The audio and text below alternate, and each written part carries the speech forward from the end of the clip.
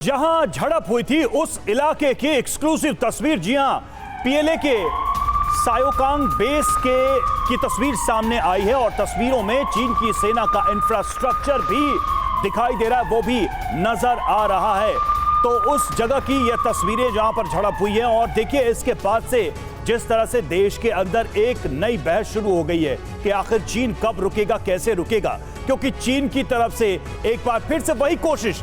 चीन भले ही कुछ भी बोलता रहे, भले ही वो शांति की बात करता रहे, लेकिन भारतीय सीमा पर उसकी गिद्ध दृष्टि लगातार बनी हुई है। आशीष हमारे साथ, हमारे सहयोगी इस वक्त जुड़े हुए। आशीष, एक बहुत ही नेचुरल सवाल इसमें यही उठता है कि आखिर चीन क्या चाहता है। बहुत ही सिंपल सवाल है।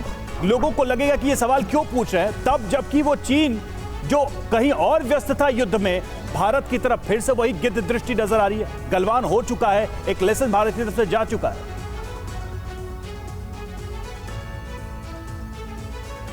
चीन ये चाहता है कि भारत विश्व की 5वीं अर्थव्यवस्था, सबसे बड़ी अर्थव्यवस्था बन गया है और जल्दी ही कुछ सालों में तीसरी सबसे बड़ी अर्थव्यवस्था बन जाएगा और एशिया में उसे चैलेंज देगा।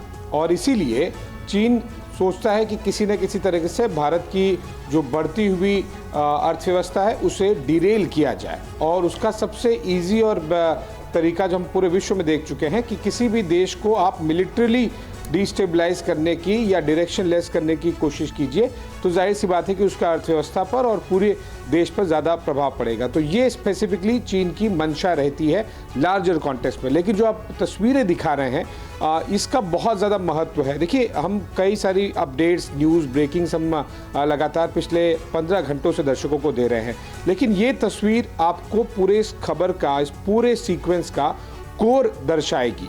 ये जो तस्वीरें हैं ये सैटेलाइट इमेजेस हैं शियाकोंग मिलिट्री बेस का।